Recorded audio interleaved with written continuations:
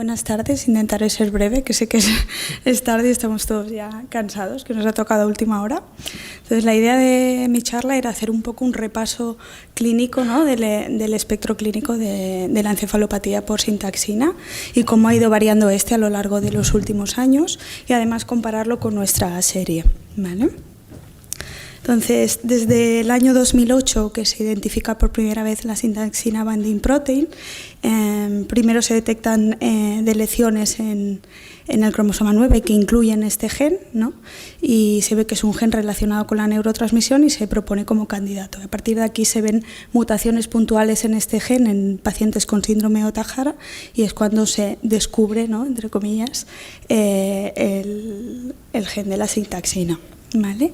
Es el primer gen implicado en liberación de vesículas y relacionado con epilepsia que se describe, y posteriormente van apareciendo fenotipos diferentes que llegan a incluir la discapacidad intelectual sin epilepsia y otros síndromes epilépticos aparte del síndrome de Ohtahara, hasta ser actualmente considerada una de las principales causas de encefalopatía epiléptica, o como se prefiere llamar ahora, encefalopatía con epilepsia, siendo hasta un 10% de los casos. Entonces, en cuanto al estudio genético, el gen de la sintaxina está localizado en el cromosoma 9 y contiene 20 exones. Y la mayoría de pacientes lo que tienen son mutaciones de novo, son mutaciones dominantes que están solo en uno de los dos alelos y son de novo, es decir, no heredadas de los papás. Hasta un 83% de los pacientes lo que tienen son mutaciones puntuales, es decir, solo de una letra, ¿no?, que estas pueden ser truncantes o missense. Un 5% de los pacientes lo que tienen es sobre todo una delección de un trocito del gen, y un 12% lo que tiene es una delección del gen entero acompañado de otros genes. La patología, ¿no?, que se produce por la mutación del gen de la sintaxina, sobre todo por haploinsuficiencia, pero también se han visto mutaciones en las que puede haber un efecto dominante negativo. Y así se ha llegado a la conclusión que hay muy poca correlación entre el genotipo y el fenotipo, es decir, mutaciones iguales dan lugar a fenotipos diferentes y fenotipos iguales tienen mutaciones muy diferentes. Entonces, ¿qué es el gen de la sintaxina, ¿no? El gen de la sintaxina produce una proteína que es la sintaxina binding protein, o MUNC18, que es una proteína de la familia de la SEC1, que son proteínas de tráfico de membrana. Esta proteína se expresa en las neuronas y presenta un papel muy importante a nivel de la unión y la fusión de la vesícula sináptica para la liberación de los neurotransmisores en la hendidura sináptica, que es cómo se comunican las neuronas entre ellas. Entonces, es una proteína que se une a un complejo de proteínas, que son las proteínas SNER, y que ayuda y facilita la función de estas vesículas en la hendidura sináptica y la liberación del neurotransmisor. De estas proteínas SNER tenemos el complejo está formado por la sintaxina 1 y la SNAP25, que son proteínas que están en la membrana plasmática, y luego hay otra proteína que es la BAM2, que está en la membrana de la vesícula. Entonces, esta proteína MUNC18, que es la sintaxina binding protein, se une a la sintaxina y a su vez la sintaxina y la SNAP25 se unen a esta, que es la BAM2, y hacen como una especie de cremallera para que la vesícula sináptica se fusione con la membrana y se liberen los neurotransmisores, que ayer pudimos ver un vídeo muy bonito. ¿Vale? Entonces, lo que se produce cuando este gen está mutado es la haploinsuficiencia de la sintaxina binding protein, y esto que produce una alteración de la liberación de esta vesícula sináptica, por lo consiguiente la liberación de los neurotransmisores, que sobre todo afecta a las neuronas GABAérgicas, que son las inhibidoras. ¿Y qué pasa con esto? Que hay un aumento de la transmisión excitadora. Entonces, en 10 años, ¿no?, de evolución y de vida de la sintaxina, se ha publicado mucho, ¿no?, y durante estos 10 años ha incrementado exponencialmente el número de publicaciones y por consiguiente el conocimiento del fenotipo de esta enfermedad, ¿no? Esta es la primera publicación que sale en 2008, como decíamos, ¿no?, que se ve la delección en el cromosoma 9 que incluye este gen de la sintaxina, y a partir de aquí van apareciendo nuevas publicaciones. Justo al año siguiente ya sale una publicación que habla de las mutaciones de novo en la sintaxina como causa de retraso mental y de epilepsia no sindrómica, y así sucesivamente van apareciendo a lo largo de los años múltiples publicaciones, ¿no? Posteriormente se ve que son pacientes que pueden debutar, ¿no?, con encefalopatía, con epilepsia muy precoz, con patrón de brote supresión en el electroencefalograma, algunos que evolucionan durante el curso a síndrome de West. Y en el mismo año, ¿no?, las mismas revistas van ampliando, ¿no?, el conocimiento y las publicaciones, ¿no?, y se ve que estos pacientes no solo primero se describen en el síndrome de Ohtahara, luego también en el síndrome de West. Luego se recogen muchos más pacientes y se hace la primera serie un poquito más larga, ¿vale? Y al año siguiente, incluso ya en 2011, ya aparecen los primeros casos directamente sin epilepsia, con discapacidad intelectual asociada a la sintaxina y sin epilepsia, ¿vale? Posteriormente aparecen nuevas publicaciones que ya empiezan a hablar de los trastornos de movimiento que hay en la sintaxina. Son pacientes que se empieza a describir que también presentan ataxia y temblor, ¿vale? Y posteriormente, ¿no?, se va ampliando los trastornos de movimiento que se asocian a la encefalopatía por sintaxina, a distonía, disquinesias, etcétera, ¿vale?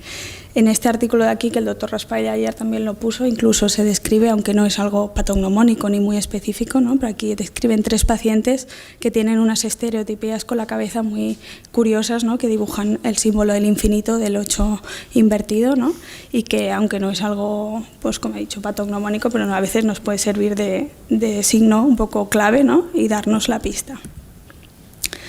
Luego aparece como, ¿no?, primero hemos visto como Ohtahara, como síndrome de West, ¿no?, como encefalopatía epiléptica sin ningún perfil electroclínico conocido, y posteriormente se describe también en el síndrome de Dravet, canal de sodio negativo.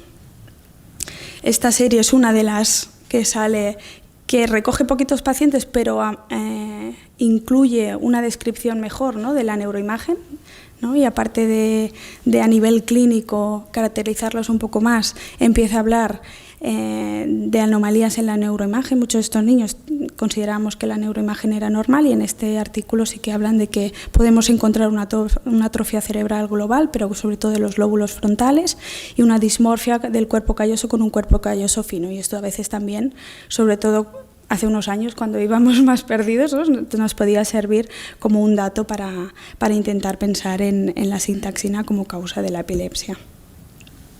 Esta es otra serie con 24 pacientes, ¿no?, que van saliendo, que también vuelven a recoger lo mismo, ¿no?, o sea, se vuelve a hacer más insistente, ¿no?, todos los trastornos de movimiento, la ataxia, ¿no?, como signo en estos pacientes. Incluso después aparecen pacientes que remedan, ¿no?, al síndrome de Rett, ¿no?, o Red Line, y que son negativos para MECP2 y que se ha visto que pueden ser por la sintaxina, ¿no? Aquí son pacientes que, por ejemplo, presentan como una especie de regresión, que aunque no está descrito en la sintaxina, hay como algún pequeño subgrupo que sí que pueden hacer un poquito de regresión, con un estancamiento del perímetro cefálico y una microcefalia progresiva, y con estereotipias muy frecuentes de lavado de manos, que es lo que hacen recordar al síndrome de Rett, y que sin embargo es debido a las mutaciones en la sintaxina. Y este último, bueno, es de 2016, pero es uno de los series más largas, que son 147 pacientes, y este sí que quería comentarlo un poquito más extendido. Es un estudio que intenta aportar una visión más global, ¿no?, con todo lo que se ha ido recogiendo, ¿no?, de clínica, y ampliar el espectro, ¿no? Revisa 147 pacientes, ¿no?, incluye 45 nuevos que no están en las otras series. La frecuencia estimada, aunque seguramente está muy infradiagnosticado, es de 1 cada 90.000 pacientes recién nacidos vivos. Y la discapacidad intelectual y la epilepsia son los síntomas core, ¿no?, de la enfermedad. Ellos presentan aquí un poco lo que luego vemos en otras series, que el perfil electroclínico, ¿no?, de la epilepsia muchas veces no es clasificable, ¿no?, dentro de pues un síndrome de Ohtahara, un síndrome de West, sino que es una encefalopatía epiléptica sin especificar, y esto es más del 50%, ¿no? Luego sí que hay un 20% de pacientes que debutan como un síndrome de Ohtahara y otros que debutan directamente como síndrome de West. Luego lo que se ve que muchos de estos pacientes que debutan como encefalopatía epiléptica sin especificar, en la evolución sí que acaban haciendo un síndrome de West. En cuanto a la caracterización un poco clínica, son pacientes en los que la epilepsia es muy, muy frecuente, aunque no en el 100% de los pacientes, pero sí en un 95% de ellos. El tipo de crisis más frecuentes son las crisis tónicas y los espasmos, aunque pueden hacer crisis de todo tipo. Y sí que se ha ido viendo que hay un porcentaje de pacientes que en la evolución quedan libres de crisis. Y esto corresponde en esta serie en una tercera parte. Luego veremos en nuestra serie que tenemos más pacientes que han quedado libres de crisis. Y de los otros 2 terceras partes, hay como una tercera parte que siguen con una epilepsia refractaria y otros que pese a tener epilepsia pues, es de mejor control. El electro muchas veces es un electro que puede ser inespecífico, multifocal, pero sí que ¿no? En los que debutan como síndrome de Ohtahara muchas veces se ve un brote de supresión y en la evolución hacia los espasmos una ipsarritmia. La discapacidad intelectual sí que es el rasgo que es 100% común en absolutamente todos los pacientes y hasta en un 20% de pacientes se ven también trastornos conductuales tipo autismo o rasgos autistas sin llegar a cumplir criterios de autismo, ¿no? En cuanto a problemas motores, ¿no? También hay un elevado porcentaje de pacientes que tienen trastorno motor, sobre todo en forma de hipotonía, pero también entraría aquí la espasticidad, ¿vale? Y los trastornos de movimiento, pues la ataxia, la distonía y las disquinesias. Y lo que decíamos de la neuroimagen, en la serie esta, que es una de las más largas, la mitad de pacientes tienen una neuroimagen normal y en la otra mitad puedes encontrar estas pequeñas cositas como son la atrofia, ¿no? Cerebral de los lóbulos frontales y lo del cuerpo calloso. ¿Vale? Entonces, en estos pacientes, por ejemplo, de los 45 nuevos que describen, la mitad, ¿no? Son pacientes que han conseguido una deambulación autónoma, ¿no? Que esta puede ocurrir hasta los 6 años, ¿no? 7 de 45 tienen algo de lenguaje verbal, ¿no? Que les permite la comunicación y 25 de los 147 tienen trastorno del espectro autista, ¿vale? Y lo que discutía ayer el doctor Raspall, ¿no? Y lo que se discute es realmente si aunque clásicamente hablamos de encefalopatías epilépticas y realmente la epilepsia es la causante o la modificadora, ¿no? del estado neurocognitivo de estos pacientes o simplemente estamos ante una encefalopatía del desarrollo donde la epilepsia es uno de los síntomas predominantes, pero no el que condiciona el pronóstico neurocognitivo final, sino que son pacientes que muchos antes del inicio de la epilepsia ya había un retraso, que con el inicio de la epilepsia quizá muchos tampoco hay una variación y que hay poca relación entre los que tienen más epilepsia o ha iniciado antes con el pronóstico final. En cuanto a las mutaciones, aquí, por ejemplo, encuentran 123 mutaciones diferentes de 147 pacientes, o sea que hay una gran variabilidad. 56 son missense, 91 truncantes, ¿no? y 25 que son lo que decíamos, que falta, ¿no? Un trocito, microdeleciones de la sintaxina y solo 13 mutaciones que son más recurrentes, entre las cuales la más frecuente solo se observa en 7 pacientes, o sea que realmente hay una amplia variabilidad. Y no ven correlación entre el tipo de mutación y lo que decíamos, ni la gravedad del fenotipo, ni el pronóstico cognitivo, ni el pronóstico de crisis y tampoco la edad de inicio o bien la remisión de la epilepsia. En cuanto al tratamiento, la verdad que hoy en día el tratamiento del que disponemos es el que se basa en los fármacos, ¿no? Para intentar controlar las crisis, ¿no? Más el abordaje multidisciplinar que se intenta hacer del trastorno del neurodesarrollo. Hay descritas en la literatura respuestas, ¿no?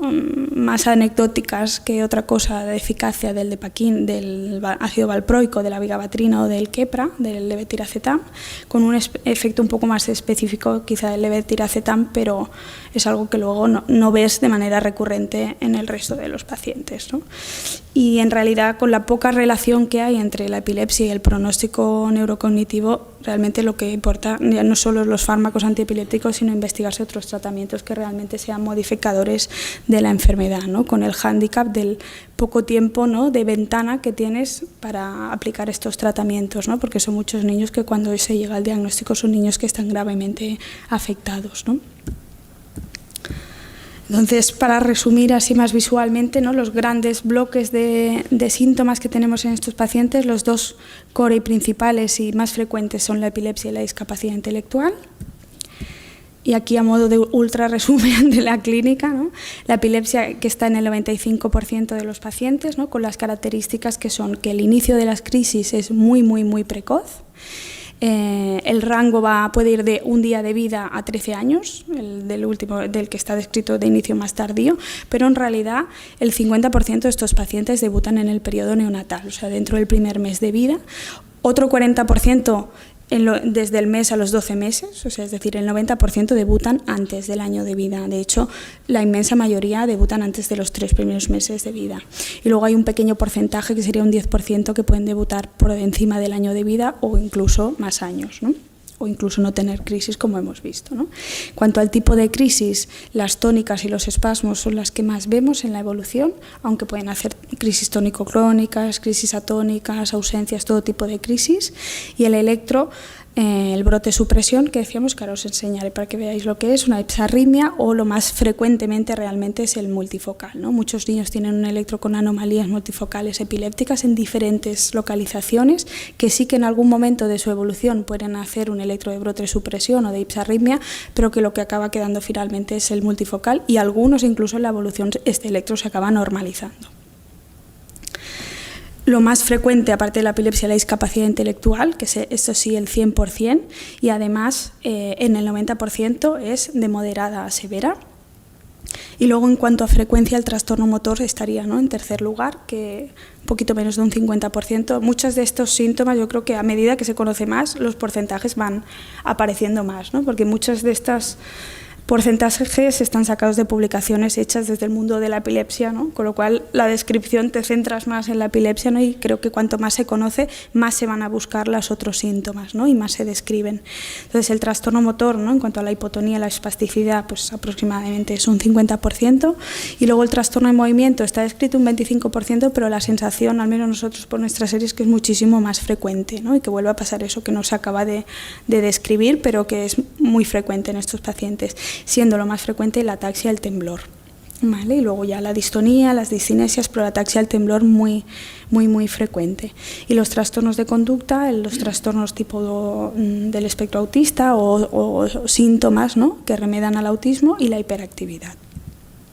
Otras cosas que están descritas en estos pacientes sería, por ejemplo, la microcefalia, que es un porcentaje muy pequeño, aproximadamente un 5%, que es más que nazcan con la cabecita pequeña, es que se produce como un estancamiento del crecimiento de ella. El fallo de Medro, que es decir, niños que no ganan peso, no acaban de crecer bien, que está descrito en 4 casos reportados en la literatura. El estrabismo, ¿no?, que es que se pongan bizcos, y los rasgos dismórficos, que son leves y que solo se han descrito en los pacientes los que es por deleción del gen, ¿no?, porque falta el gen entero y a lo mejor faltan otros genes más, faltan todo un trocito, y en esto sí que se han podido ver rasgos dismórficos. En el resto no hay ningún signo que podamos ver, ¿no?, de la cara del niño, de los rasgos que tiene, que nos haga pensar en una sintaxina. Entonces, aquí os ponía un electro de ejemplo, ¿no? Esto es un electro en el que se ven brotes de actividad, ¿no?, con unos periodos de supresión, ¿no?, o en los que duran de 2 a 5 segundos, ¿no?, que hay como un decremento de la actividad con anomalías multifocales. Cuando decimos eso es que vemos, ¿no?, actividad, ¿no?, como epiléptica en diferentes zonas, ¿vale? Esto es de un mismo paciente, y aquí durante el electro hace un episodio, ¿no?, en que hace una extensión brusca de las extremidades con una caída de la cabeza que corresponde a un espasmo epiléptico, y luego se ve como un decremento de la actividad, que se queda atenuada la actividad de ese cerebro durante un tiempo. Ese mismo paciente, ¿no?, en la evolución acaba empeorando ese electro, ¿no?, y haciendo un brote supresión, que es cuando estos brotes de actividad son de más elevado voltaje, ¿no?, y las atenuaciones de la actividad muchas veces más largas. Y aquí vemos otro tipo de crisis que hacen, que son las tónicas, ¿no?, que se ponen rígidos, ¿no?, y vemos toda esta actividad así, y luego el decremento que hacen, ¿vale? Y aquí es otro tipo, otra más. En cuanto a la neuroimagen, esto no es de nuestros pacientes, sino que es sacado de la literatura, y lo que os decía, ¿no?, podemos ver atrofia global de todo el cerebro, pero sobre todo en las regiones frontales, que son estas de aquí, en los lóbulos frontales. El cuerpo calloso, que es esta estructura de aquí, que nos conecta a los 2 hemisferios, ¿no?, que es más finita, ¿no?, hay menos fibras y puede ser incluso un poquito como más mal formado, ¿vale? Y luego lo que se puede ver también son retraso en la mielinización, ¿vale?, que es un hallazgo también bastante inespecífico. Todos estos son hallazgos inespecíficos porque se pueden ver en múltiples, ¿no?, trastornos genéticos. Entonces, esta es nuestra tabla de nuestros 9 pacientes de nuestra miniserie, de los cuales 7 son propios de pacientes controlados en el Hospital Vallebrón y otros 2 vienen de otros centros del resto de España. Aquí he querido poner las mutaciones de nuestros pacientes, ¿no? Aprovechando este artículo con esta serie más larga, ¿no?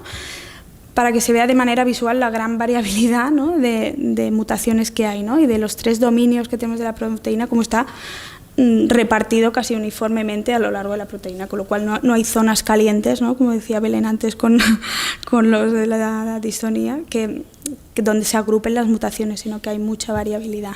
De los nuestros tenemos 2, de nuestros 9 pacientes, 2 que sí que coinciden, ¿no? con mutaciones conocidas, y además en las que aquí hay 2 y aquí hay 4 pacientes, que para lo poco que coinciden tiene significancia.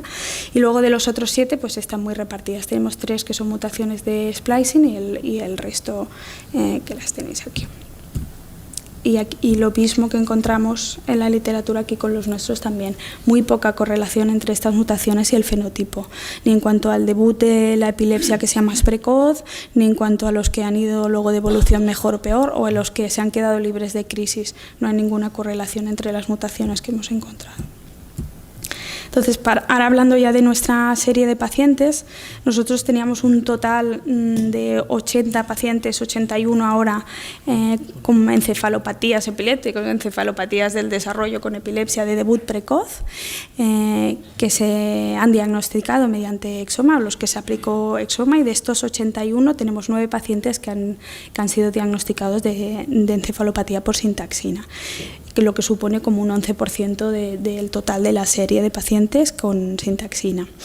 La edad de inicio de nuestra serie va de los 4 días, el más precoz, a los 2 meses, con una media de edad de 1 mes. Y no hemos visto diferencias en cuanto al sexo. En cuanto a los síndromes electroclínicos, volvemos a tener, ¿no? Un poco lo que está descrito en esa serie tan larga, ¿no? Como un 45% son pacientes con encefalopatía epiléptica no clasificable, que sí que estos muchos acaban haciendo un síndrome de West en la evolución, pero solo durante la evolución. Luego hay un porcentaje, ¿no? Que es 1 de 9. Ana, ¿cómo? Sí. ¿Cuántos quedan más o menos? No, 3 o 4. Vale. Sí, ya está. Que hay uno que hace una encefalopatía epiléptica no clasificable y no hace espasmos durante la evolución. 2 pacientes que debutan directamente como síndrome de West, no previamente como otra encefalopatía epiléptica, y uno que debuta como síndrome de Ohtahara. Y luego tenemos un caso muy curioso, que es un paciente que durante muchos años, ¿no? Se sigue, o el diagnóstico principal es un paciente con una ataxia, ¿no? y se mira desde el mundo de las ataxias congénitas. Sí que miras la historia, y había hecho pocas crisis en el periodo neonatal, queda libre de crisis durante muchos años, y lo que predomina durante muchos años y durante los primeros años de su desarrollo es una ataxia y un temblor, y es el síntoma y un retraso en el desarrollo, y son los síntomas principales que presenta, ¿no? Y luego años más tarde ha vuelto a hacer epilepsia, ¿no? Pero no es el que destaca un poquito dentro del perfil de los otros pacientes. Las crisis más frecuentes, lo que habíamos dicho, y en nuestra serie realmente tenemos 6 pacientes de los 9 que están a día de hoy libres de crisis, que supone casi un 70%, que es una elevada proporción, porque en las series que hay descritas es como una tercera parte lo que quedan libres de crisis. Y normalmente esta evolución la hacen a partir del año, 2 años de vida, lo de quedar libres de crisis. Y ahora para directamente la foto, ¿no? de lo que es la literatura y lo que es nuestra serie. En la literatura se describe pues eso, entre un 5 y un 10% de pacientes, ¿no? con encefalopatía epiléptica precoz es por sintaxina, nosotros tenemos un 11%. El debut precoz, ¿no? El tipo de crisis, que es las tónicas y los espasmos, un poco la proporción también, ¿no? de los síndromes electroquímicos como debutan, ¿no? que el Ohtahara, el síndrome de West, etcétera. Aquí, a destacar que nosotros no tenemos ningún niño que tenga discapacidad intelectual sin epilepsia, que es ese otro fenotipo, ni síndrome de Dravet, pero sí que tenemos este paciente con una ataxia congénita, con cuadro predominantemente atáxico. El trastorno de movimiento y el problema motor asociado, que por lo que os decía, nosotros realmente la vemos mucha más frecuencia cuando ves la descripción de ataxia y temblor de lo que está descrito incluso en la literatura. Muchos tienen ataxia. Tenemos un paciente que tiene las estereotipias cefálicas y un paciente con estereotipias frecuentes de lavado de manos, red-like, todos con retraso moderado severo, y solo 2 que están actualmente con crisis invalidantes. Y lo que no tenemos es ningún paciente ni con microcefalia ni con alteraciones en la resonancia como las que están descritas. Entonces esto ya lo hemos ido diciendo y ya está. Ya está.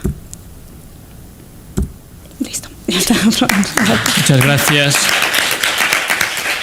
¿Alguna pregunta para la doctora Felipe? Doctor Hawaya. Gracias por la conferencia abarcadora del síndrome. Una pregunta, has puesto electroencefalograma y imagen. En la serie revisada, ¿hay algún patrón electroencefalográfico o de hallazgos de neuroimagen que pueden ser biomarcadores que te pueden hacer pensar? Porque realmente cuando hablas de la variabilidad de síntomas que puede presentar, realmente hay que ir excluyendo para llegar al diagnóstico haciendo el estudio genético. Pero si los hallazgos electroencefalográficos de neuroimagen se pueden realmente, de lo que ha revisado. Sí, realmente no hay ninguno que viéndolo pienses directamente que eso es una sintaxina, ¿no? Ni un electro, ¿no? Porque electros con brote supresión o con ipsarritma, ¿no? Existen en muchos otros síndromes. Sí que es cierto que pacientes, por ejemplo, de debut muy precoz de la epilepsia, ¿no? Imagina de primer mes de vida, y que tienen un patrón de brote supresión, ¿no? O con crisis tónicas, ¿no? Un síndrome de Ohtahara, en los que actualmente de seguida que haces neuroimagen y 4 exploraciones, ¿no? Las 4 exploraciones de primera línea, no has llegado a un diagnóstico, es decir, le haces una neuroimagen y no tiene una malformación cerebral, por ejemplo, que lo justifique, y ya te vas a ir a pensar en la genética. Sí que tiene que saltarte la alarma, que es muy probable que pueda ser una sintaxina, pero ya no tanto porque el patrón EEG sea específico, sino por esas características, ¿no? De paciente con epilepsia muy precoz, ¿no? Y con ese tipo de crisis, ¿no? Y que has excluido otras causas, ¿no? Por ejemplo, las malformaciones cerebrales. Y luego en la neuroimagen esos hallazgos, aunque están descritos, no son muy específicos. Te los podrías encontrar, ¿no? en otras encefalopatías epilépticas, en otros síndromes, ¿no? Dismórficos, por ejemplo, pero sí que si además lo pones todo en conjunto, ¿no? Pues te sirve un poco de pista más que de hallazgo, sino de pista como para poder pensarlo, ¿sí?